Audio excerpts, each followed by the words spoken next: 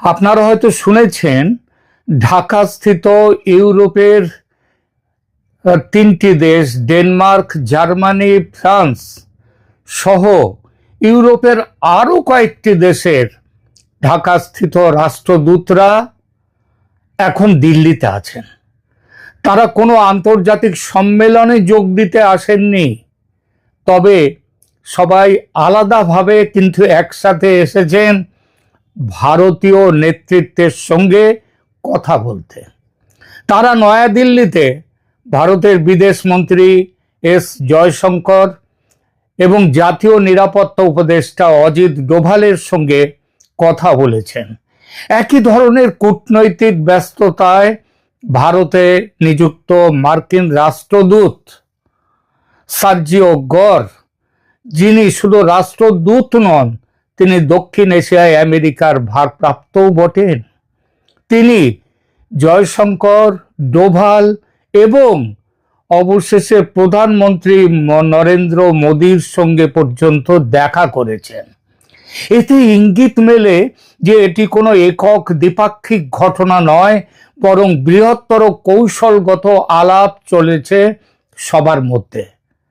আলাপ যে চলেছে এবং সে আলাপ যে রীতিমতো অস্বাভাবিক, মানে স্বাভাবিক নয়, সেটা সবার একযোগে দিল্লি ছুটে আসা দেখে বুঝতে অসুবিধে হয় না। এখন প্রশ্ন, তারা সেখানে কি করছেন? আলাপ হয়ে থাকলে কি আলাপ হয়েছে? ভারতের বিভিন্ন সংবাদ মাধ্যম সূত্রে জানা যাচ্ছে এর মূল কারণ বাংলাদেশের সাম্প্রতিক রাজনৈতিক পরিবর্তন ও আসন্ন বাণিজ্য ঝুঁকি নিয়ে একটা কনসার্টেড এফর্ট, একটা সমন্বয় করা। বিশেষ করে ইউরোপীয় বাজারে বাংলাদেশের বাণিজ্য সুবিধা, শ্রম অধিকার, মানবাধিকার, নির্বাচন, আইসিটি বা ট্রাইব্যুনালে, মানে যেটা ইন্টারন্যাশনাল ক্রাইম ট্রাইব্যুনাল, সেখানে শেখ হাসিনা সহ আওয়ামী লীগ নেতাদের বিচার ও মৃত্যুদণ্ডের ইস্যু, এসব বিষয় ছিল এই আলোচনার মধ্যে। এবং এ খবর দিচ্ছে ভারতের প্রথিতযশা বিভিন্ন মেইন স্ট্রিম মিডিয়া। ভারতের দিক থেকে এই কূটনৈতিক যোগাযোগের আরেকটি উদ্দেশ্য ছিল আঞ্চলিক স্থিতিশীলতা, বাণিজ্য নীতি এবং নিরাপত্তা পরিস্থিতি সম্পর্কে নিজেদের অবস্থান স্পষ্ট করা ও বাংলাদেশে নতুন করে একটি অন্তর্ভুক্তিমূলক নির্বাচন করা। আওয়ামী লীগকে নিয়ে যে নির্বাচন, সে বিষয়ে পশ্চিমের দেশগুলোর সঙ্গে আলোচনা করে এক সারিতে নিয়ে আসা। বলা বাহুল্য আলোচনা হয়েছে। সেই আলোচনায় গৃহীত সিদ্ধান্ত, আবার বলছি, সেই আলোচনায় গৃহীত সিদ্ধান্ত আমেরিকার রাষ্ট্রদূত সার্জিও গর নিজে পৌঁছে দিয়েছেন ভারতের প্রধানমন্ত্রী নরেন্দ্র মোদীকে। একদিকে যখন এই বৈঠক হচ্ছে, তখন চীনের পররাষ্ট্রমন্ত্রী আবার রয়েছেন দিল্লিতে। আবার অন্যদিকে বাংলাদেশের প্রধানমন্ত্রী তখন রয়েছেন চীন সফরে। খুব বিরল পরিস্থিতি মনে হচ্ছে নাকি? মনে হচ্ছে না যে একটা বড় কিছু হতে চলেছে? কি চলছে রাজনীতির এই দাবা খেলায়? আমরা আসব সেই আলোচনায়। একটা দেশ, দুটো অর্থনৈতিক স্তম্ভ, তিনটি পরাশক্তির নজর, আর একটি সরকার যে বুঝতেই পারছে না, তার জ্ঞানই নেই, দেখার চোখ নেই যে তার চারপাশে কোন জাল বোনা হচ্ছে। বাংলাদেশ, দক্ষিণ এশিয়ার এই ছোট্ট দেশটি আজ পরিণত হয়েছে একটি ভূ রাজনৈতিক দাবার বোর্ডে, যেখানে ভারত, আমেরিকা, ইউরোপ এবং চীন প্রত্যেকে চাইছে নিজের ঘুঁটি সাজাতে। আর মাঝখানে দাঁড়িয়ে আছেন তারেক রহমান, লন্ডন থেকে ছুটে এসে হঠাৎ বসে যাওয়া একজন প্রধানমন্ত্রী, এবং বলা যায় যোগ্যতাহীন প্রধানমন্ত্রী। একমাত্র তার যে যোগ্যতা আছে সেটা তিনি তারেক জিয়া হচ্ছেন জিয়াউর রহমান এবং বেগম খালেদা জিয়ার সন্তান। এবং এর একটার পর একটা কূটনৈতিক ভুল বাংলাদেশকে ঠেলে দিচ্ছে এক অজানা অন্ধকারের দিকে। আজকের ভিডিওতে আমরা উন্মোচন করব সেই পর্দার আড়ালের খেলা, যা বাংলাদেশের 18 কোটি মানুষ জানেন না, কিন্তু যার ফলাফল পড়বে এই 18 কোটি মানুষেরই জীবনে। আলোচনায় যেতে গেলে প্রথমে বুঝতে হবে বাংলাদেশের অর্থনীতি ও তার মূল কাঠামোটা। কারণ একটা দেশের অর্থনীতির ওপরে দাঁড়িয়ে থাকে সেই দেশের স্থায়িত্ব। একটি দেশের অর্থনীতি যখন মাত্র দুটি বিষয়ের উপর দাঁড়িয়ে থাকে তখন সেটা শক্তি হয় না, সেটা হয় দুর্বলতা।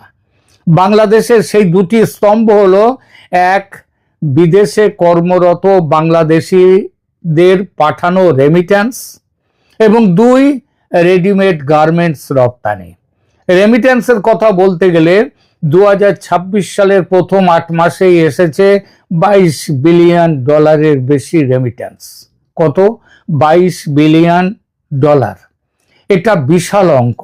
এই রেমিট্যান্সই এখন বাংলাদেশের বৈদেশিক মুদ্রার রিজার্ভ ধরে রাখছে।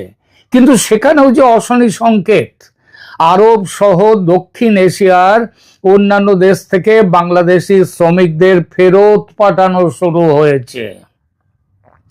পুশব্যাক চলছে ভারত থেকেও কিন্তু কম রেমিট্যান্স যায় না বাংলাদেশে। রেমিট্যান্সের স্রোত কমতেই থাকবে। আর গার্মেন্টস, বাংলাদেশের মোট রপ্তানি আয়ের 85% আসে এই একটি খাত থেকে। 40 লাখ শ্রমিক, যাদের বেশিরভাগ নারী, তারা এই শিল্পের উপরে নির্ভর করেন। কিন্তু সমস্যা হলো এই দুটি স্তম্ভের একটিও আজ সম্পূর্ণ নিরাপদ নয়। গার্মেন্টস রপ্তানির বাজার, সেটা এখন চারদিক থেকে ঘেরাও হয়ে আসছে। আর এই ঘেরাওয়ের পেছনে কারা? ভারত এবং ইউরোপীয় ইউনিয়ন এবং আমেরিকাও। কিভাবে? দেখুন, বাংলাদেশ দীর্ঘদিন ধরে ইউরোপীয় ইউনিয়নে বিনা শুল্কে পোশাক রপ্তানি করে আসছে। এই সুবিধার নাম EBA, মানে এভরিথিং বাট আর্মস। স্বল্পোন্নত দেশ হিসেবে বাংলাদেশ এই বিশেষ সুবিধা পেত, কিন্তু এখন বাংলাদেশ সেই স্বল্পোন্নত দেশের তালিকা থেকে বেরিয়ে আসার দ্বার প্রান্তে। 2026 সালে আনুষ্ঠানিকভাবে উত্তরণ হবে এবং এর ফলে খুব শিগগিরই 1-2 বছরের মধ্যেই এই শুল্ক মুক্ত সুবিধা বন্ধ হয়ে যাবে বাংলাদেশের জন্য। সেদিন থেকে বাংলাদেশের পোশাকে ইউরোপে বসবে 12% পর্যন্ত শুল্ক। এটা একটা ধাক্কা, কিন্তু আসল বিপদটা এসেছে অন্য দিক থেকে। 2026 সালের জানুয়ারিতে স্বাক্ষর হয়েছে ভারত ইউরোপিয়ান ইউনিয়ন মুক্ত বাণিজ্য চুক্তি। ইউরোপীয় কমিশনের প্রেসিডেন্ট এই চুক্তিকে নিজেই বলেছেন মাদার অফ অল ডিলস, সব চুক্তির মা। এর সাথে সাথে আলাদাভাবে আবার ব্রিটেনের সাথেও ফ্রি ট্রেড এগ্রিমেন্ট করেছে ভারত। এই চুক্তির মানে কি? মানে হলো ভারতের পোশাক এখন ইউরোপের বাজারে শূন্য শুল্কে, মানে বিনা শুল্কে ঢুকবে। যে বাজারে বাংলাদেশ তার সুবিধে হারাচ্ছে, সেই বাজারে ভারত পাচ্ছে নতুন সুবিধে। এর পরিণতি 2026 সালের জানুয়ারিতে ইউরোপে বাংলাদেশের পোশাক রপ্তানি কমে গেছে। এই জানুয়ারিতে কমেছে 25%। একটি মাত্র মাসে 48 কোটি ইউরো উধাও হয়ে গেছে। এবং চলতি অর্থ বছরে সার্বিকভাবে রপ্তানি কমেছে বাংলাদেশের প্রায় 7%। এখন একটু ভাবুন, ইউরোপের বাজারে বাংলাদেশ শুল্কের মুখোমুখি আর ভারত পাচ্ছে শুল্ক মুক্ত প্রবেশ অধিকার। এই সমীকরণে কে জিতবে? এবার আসুন আমেরিকার কথায়। আটলান্টিকের ওপার থেকে ডোনাল্ড ট্রাম্পের আমেরিকা বাংলাদেশের জন্য একটি বাণিজ্য চুক্তির প্রস্তাব দিয়েছে। শুল্ক 37% থেকে কমিয়ে 19% নামিয়ে আনার কথা হয়েছে। এটা শুনতে ভালো, কিন্তু শর্তগুলো দেখুন। আমেরিকা চায় বাংলাদেশ তার পোশাক শিল্পে আমেরিকার তুলো ব্যবহার করবে। এর মানে ভারতীয় সুতোর ওপর নির্ভরশীলতা কমাতে হবে, সাপ্লাই চেন ঘুরিয়ে দিতে হবে। তাতে বাংলাদেশের কি হবে? এক, পরিবহন ব্যয় বাড়বে, খরচ বাড়বে, আর খরচ তো বাড়বেই, তার সঙ্গে সময় বাড়বে মাল আসার, প্রোডাক্ট তৈরির। কিন্তু আরো বড় শর্ত হলো কৌশলগত। বলা হয়েছে চীনের সঙ্গে সামরিক সম্পর্ক রাখলে এই সুবিধা থাকবে না। আর এখানেই তারেক সরকার পড়েছে একটা অদ্ভুত ফাঁদে। একদিকে তারেক সরকার চীনের সঙ্গে সামরিক সম্পর্ক ঘনিষ্ঠ করছে, চীনা যুদ্ধ বিমান কেনার আলোচনা চলছে, চীনা বিনিয়োগ আসছে। অন্যদিকে বাংলাদেশের 40 লাখ গার্মেন্টস কর্মীর রুটি নির্ভর করছে আমেরিকা ও ইউরোপের বাজারের ওপর। আবার সেই বাজারেও কিন্তু, বিশেষত ইউরোপের বাজারেও, চীনা পোশাক তাদের সামনে বড় বড় চ্যালেঞ্জ ছুড়ে দিয়েছে। এই দুটো একসঙ্গে চালানো যায় না। আমেরিকা গার্মেন্টস কর্মীদের ওপরে যে আমেরিকা যে চাপ সৃষ্টি করছে, ইউরোপের চাপ সৃষ্টি করছে, আবার চীন সেখানে চলে আসছে। এই দুটো একসঙ্গে মেকআপ করা যায় না। কূটনীতির পরিভাষায় বলে, you can't dance at two weddings with one pair of legs. এক রাত্রে দু জায়গার বিয়েতে আপনি গিয়ে নাচের প্রোগ্রাম নাচতে পারেন না, একটাকে বেছে নিতেই হবে। আর তারেক সরকার যত দেরি করছে সিদ্ধান্ত নিতে, তত বাড়ছে বিপদ। এখন আসুন সবচেয়ে গুরুত্বপূর্ণ প্রশ্নে, ভারত কি করছে? সোশ্যাল মিডিয়ায় অনেকে বলছেন ভারত নাকি বাংলাদেশ আক্রমণ করে রংপুর দখল করবে শিলিগুড়ি করিডর প্রশস্ত করার জন্য। এই তত্ত্ব আমার মনে হয় বাস্তবসম্মত নয়। আবার বলছি, রংপুর দখলের সম্ভাবনা আছে ভারতের। আমি নিজেই একটি করেছি এখানে এপিসোড, সেখানে ভারতের নীতি নির্ধারকদের মধ্যে অগ্রগণ্য একজন, তিনি ভারত কার্নাড, তিনি নিজে বলেছেন যে রংপুর দখল করে কিংবা রংপুর কিনে নিয়ে ভারতের চিকেন নেককে ও বড় এলিফ্যান্ট স্নেক করা উচিত। কিন্তু এই তত্ত্ব বর্তমানে দেখা যাচ্ছে এটা কিন্তু বাস্তবসম্মত নয়। কারণটা কি? দেখুন, ভারত যদি সত্যি রংপুর দখল করে শিলিগুড়ি করিডর চওড়া করতে চাইতো, তাহলে সেই করিডরকে ঘিরে এত দুর্ভেদ্য দুর্গ তৈরি করতো না। আপনারা শুনেছেন ওখানে ওই শিলিগুড়ি করিডরের মাটির নিচে দিয়ে, এবং মাটির নিচে দিয়ে মানে 50 থেকে 60 ফুট মাটির নিচে সেখানে কংক্রিটের 6 ফিট লেন তৈরি হচ্ছে, এবং যে লেন দিয়ে যাবে সেখানে ট্রেন লাইনের সঙ্গে সঙ্গে সমস্ত কিছু ব্যবস্থা থাকবে, এবং এটা এত সুরক্ষিতভাবে তৈরি হচ্ছে যেখানে ওই ব্লাস্টার বম, সেই বোমও সেখানে পড়ে সেখানে কিছু করতে পারবে না। এমনকি সেখানে পারমাণবিক আক্রমণের হাত থেকে পর্যন্ত এই জায়গা রেহাই পাবে। এইভাবে তৈরি করছে। তো ভারত যদি রংপুর দখল করে জায়গাটাকে চওড়া করতে যেত, তাহলে এত লক্ষ কোটি টাকা খরচ করে, মানে এই টোটাল প্রজেক্টের পরিমাণ যা শোনা গেছে সেটা 1 লক্ষ কোটি টাকার উপরে, এই এত খরচ করে এই উত্তর শিলিগুড়ি করিডর বা চিকেন স্নেক তাকে সুরক্ষিত রাখার চেষ্টা করতো না। আবার এর সাথে সাথে আরো একটা খবর আসছে, সেটা হচ্ছে আপনারা জানেন, সেটা যে আসামের ওখান দিয়ে ব্রহ্মপুত্র নদীর নিচে দিয়ে, সেখান দিয়ে যেমনভাবে কলকাতায় গঙ্গার নিচে দিয়ে মেট্রো লাইন চলে গেছে, ওখানে ব্রহ্মপুত্রের নিচে দিয়ে সেখানেও লক্ষ কোটি টাকা খরচ করে সেখানটাতেও তার ব্রহ্মপুত্রের নিচে দিয়ে লেন তৈরি করার, সেখানেও 6 লেন ব্যবস্থা তৈরি করা হচ্ছে। এই সমস্ত কিছু তৈরি করা হচ্ছে উত্তর পূর্বকে সুরক্ষিত রাখার জন্য। এখন রংপুরকে দখল করে যদি চওড়া করার প্রশ্ন উঠতো, তাহলে এত সব করার কোনো দরকারই ছিল না। নতুন করে 4-4টে সামরিক ঘাঁটি তৈরি করেছে ভারত উত্তর পূর্বে, দরকারই ছিল না সেগুলো তৈরি করার। যদি রংপুরকে দখল করে যদি এই কাজটা করত, তাহলে কি দরকার ছিল? সুতরাং এই করিডোর যে এত সুরক্ষিত, এর জন্যে প্রতিবেশী দেশের সামরিক অভিযানের কোনো যুক্তি নেই। আর সামরিক অভিযান মানে আন্তর্জাতিক নিন্দার ঝড়, আমেরিকার সঙ্গে সম্পর্ক নষ্ট এবং চীন, পাকিস্তান, তুরস্ককে বাংলাদেশের সামরিক উপস্থিতির জন্য আমন্ত্রণ দেয়া, এই তিনটির একটিও ভারত চাইবে না। আর ভারত তার অর্থনীতিকে এখন তৃতীয় অর্থনীতি হতে চায় বিশ্বে। সুতরাং ভারত কোনো ঝুঁকি এখন নেবে না, কোনো রকম সামরিক অভিযানে ভারত যাবে না। তাহলে ভারতের কাছে কি অস্ত্র আছে? অস্ত্র আছে অর্থনৈতিক চাপ। এই চাপ নীরব, ধারালো এবং এই চাপকে কেউ অস্বীকার করতে পারবে না। ট্রানজিট সীমিত করো বাংলাদেশের সাথে, জল বন্টন চুক্তি ঝুলিয়ে রাখো, অর্থনৈতিক চাপ দাও। ভারত ইউরোপিয়ান ইউনিয়নের ফ্রি ট্রেড এগ্রিমেন্ট দিয়ে বাংলাদেশের বাজার কুঁচকে দাও, বাংলাদেশের রপ্তানির রুট কঠিন করো।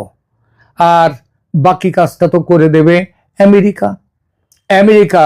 বাংলাদেশ যেই চীনের কাছে ঘেঁষবে, এক এক করে আমেরিকার গোপন চুক্তির ফাঁসটা বাংলাদেশের গলায় শক্ত হয়ে লেগে যাবে। কিন্তু এগুলো দেখতে কিন্তু যুদ্ধ নয়, কিন্তু ফলাফল যুদ্ধের মতোই ভয়ঙ্কর। আর তারেক সরকার ক্ষমতায় আসার পর ভারতের বাড়ানোর সহযোগিতার হাত ফিরিয়ে দিয়েছে, ধরেছে চীনের হাত, পাকিস্তানের হাত। এরপর ভারত প্রেমের হাত বাড়াবে ভারত, এমন ভাবনা বোকাদের হতে পারে, কিন্তু যারা সামান্যতম রাজনৈতিক বুদ্ধি, কূটনৈতিক বুদ্ধি আছে তাদের হবে না। এমনকি ভারতীয় বিশ্লেষকদের একটা অংশ তো প্রকাশ্যেই অভিযোগ করছেন যে তারেক ক্ষমতায় আসার আগে ভারতের সঙ্গে গোপন সমঝোতা করেছিল, যা তিনি এখন মানছেন না। এই অভিযোগ প্রমাণিত নয়, কিন্তু ডাল মে যে কুছ কালা হ্যায় সেটা বোঝা যায়। আর এটুকু পরিষ্কার, ভারত বাংলাদেশ সম্পর্ক এখন অবিশ্বাসের দেয়ালে আটকে আছে। এই পরিস্থিতিতে আলোচনায় এসেছে নতুন করে নির্বাচন করার প্রস্তাব, সব দলকে নিয়ে, এমনকি আওয়ামী লীগকে নিয়ে, যে নির্বাচনের দাবি গত 1.5 বছর ধরে করে আসছে ভারত। দিল্লির কূটনৈতিক মহলের খবর, আমেরিকা ও ইউরোপের ডিপ্লোম্যাটরা এ বিষয়ে ভারতের সঙ্গে এবার সহমত হয়েছেন, এবার দিল্লিতে। আর এর ফলে জোরদার হয়েছে শেখ হাসিনার দেশে প্রত্যাবর্তনের সম্ভাবনা।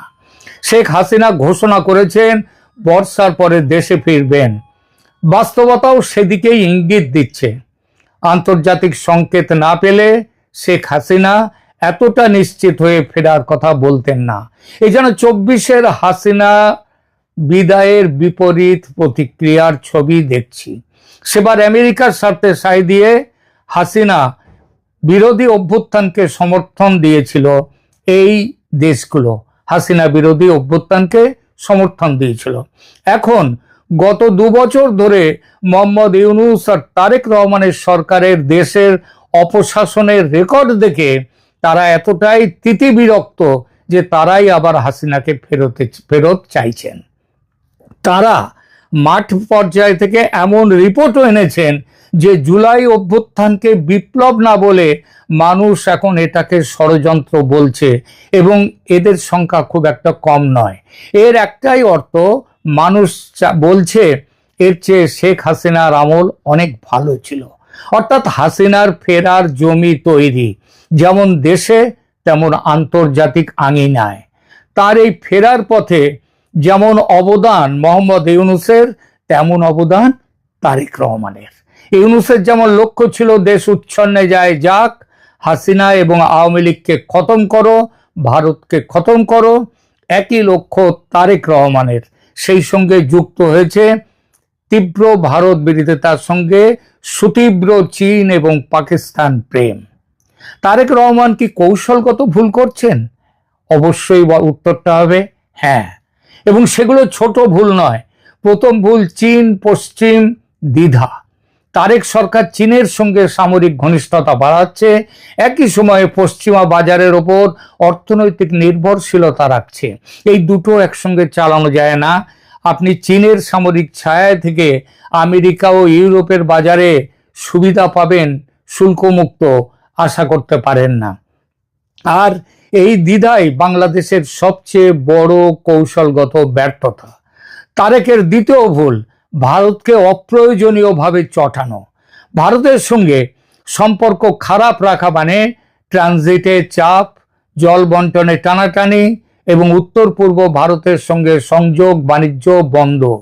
এমনকি সামনে আসছে নেপাল থেকে যে ভারতের গ্রিড ব্যবহার করে বিদ্যুৎ আনার ব্যবস্থা, সেটাও ভারত বন্ধ করে দেবে। ইতিমধ্যে 20 মেগাওয়াট বন্ধ করে দিয়েছে। এই ক্ষতি দীর্ঘমেয়াদে পুষিয়ে নিয়ে দেয়া কঠিন। তারেক রহমানের তৃতীয় ভুল, জামাতের সঙ্গে জোটে না থেকেও জামাতি আদর্শ অনুসরণ করে চলা। বাংলাদেশে ক্রমশই যে আজ সন্ত্রাসী গোষ্ঠীদের, মৌলবাদী সন্ত্রাসী গোষ্ঠীদের বলবলাও শুরু হয়েছে, সেটা সরকারের প্রত্যক্ষ মদতে, যেটা ইউরোপ পশ্চিমা দেশগুলো সমর্থন করছে না। তাহলে বাংলাদেশের সামনে কি আছে? 3টি সম্ভাব্য পথ। প্রথম পথ, তারেক সরকার যদি অর্থনৈতিক সংকট সামলাতে পারে, পশ্চিমা বাজার ধরে রাখতে পারে এবং ভারতের সঙ্গে ন্যূনতম কার্যকর সম্পর্ক যদি তৈরি করতে পারে, তাহলে সরকার টিকে থাকবে এবং ধীরে ধীরে শক্ত হবে। দ্বিতীয় পথ, যদি গার্মেন্টস রপ্তানি ধসে পড়ে, বেকারত্ব বাড়ে, দ্রব্যমূল্য নিয়ন্ত্রণের বাইরে যায়, ভারতের চাপ নানা দিক দিয়ে ফাঁসের মতো আসে বাংলাদেশের গলা চেপে ধরতে, তাহলে রাস্তায় মানুষ নামবে, মধ্যবর্তী নির্বাচনের চাপ তৈরি হবে। তৃতীয় পথ, সামরিক হস্তক্ষেপ। বাংলাদেশের ইতিহাসে যেটা অত্যন্ত স্বাভাবিক, তবে লম্বা সময়ে নয়, বড়জোর 2 বা 3 বছরের জন্য। সাউথ ব্লক থেকে খবর পাচ্ছি এই তৃতীয় পথটি নাকি এখনকার জন্য সবচেয়ে সম্ভাব্য। শেখ হাসিনার মৃত্যুদণ্ড স্থগিত রাখার জন্য দেশের সুপ্রিম কোর্টে নাকি শীঘ্রই শেখ হাসিনার পক্ষ থেকে মামলা দায়ের হবে এবং সেনার একটি বড় গোষ্ঠী, বড় অংশ শোনা যাচ্ছে, তার মধ্যে জেনারেল ওয়াকারুজ্জামান তিনিও আছেন, তিনিও চাইছেন যে তারেক রহমানের এই সরকারের সপক্ষে নয়, এই সরকার চলে যাক। ইতিমধ্যে ভারতের আর্ম টুইস্টিং আরো শক্ত হবে। বাংলাদেশের অর্থনীতি বিপুল চাপে পড়তে চলেছে। আর সেই পরিস্থিতিতে কি হবে সেটা নির্ভর করবে বাংলাদেশের 40 লাখ গার্মেন্টস কর্মী, প্রবাসী শ্রমিক এবং জনগণের উপর। ইতিহাস বলে বাংলাদেশের সব পরিবর্তন এসেছে খালি পেটের আর্তনাদ থেকে। পর্দার আড়ালে খেলাটা কিন্তু চলছে, খেলা শুরু হয়ে গেছে, খেলা চলছে। এপিসেন্টার এখন দিল্লি। ভারত খেলছে অর্থনৈতিক চাপের খেলা, আমেরিকা খেলছে শর্তের খেলা, ইউরোপ খেলছে বাজার সংকোচনের খেলা, মানবাধিকার রক্ষণের খেলা, ইনক্লুসিভ নির্বাচনের খেলা। আর চীন খেলছে বিনিয়োগের জাল দিয়ে বাংলাদেশকে চেপে ধরার খেলা। মাঝখানে বাংলাদেশ, একটি দেশ যার অর্থনীতির 2টো স্তম্ভ, একটি অনভিজ্ঞ সরকার এবং কোটি মানুষের স্বপ্ন। তারেক রহমানের সরকার যদি এই জটিল সমীকরণ না বুঝে শুধু দলীয় স্বার্থের রাজনীতি করতে থাকে, তাহলে বাংলাদেশকে একটি গভীর সংকটের মধ্যে দিয়ে যেতে হবে এবং সেই সংকটের মূল্য যত না দেবেন রাজনীতিবিদরা, তার থেকে বেশি দিতে হবে সাধারণ মানুষকে। ইতিহাস কিন্তু তৈরি হচ্ছে, আপনি কি দেখতে পাচ্ছেন? ভিডিওটি ভালো লাগলে শেয়ার করুন, লাইক দিন, বাংলাদেশের ভবিষ্যৎ নিয়ে আপনার মতামত কমেন্টে লিখুন আর চ্যানেলটি সাবস্ক্রাইব করুন, কারণ এই ধরনের বিশ্লেষণ, নিরপেক্ষ বিশ্লেষণ আপনি আর কোথাও পাবেন না। আপাতত রাখছি, ধন্যবাদ।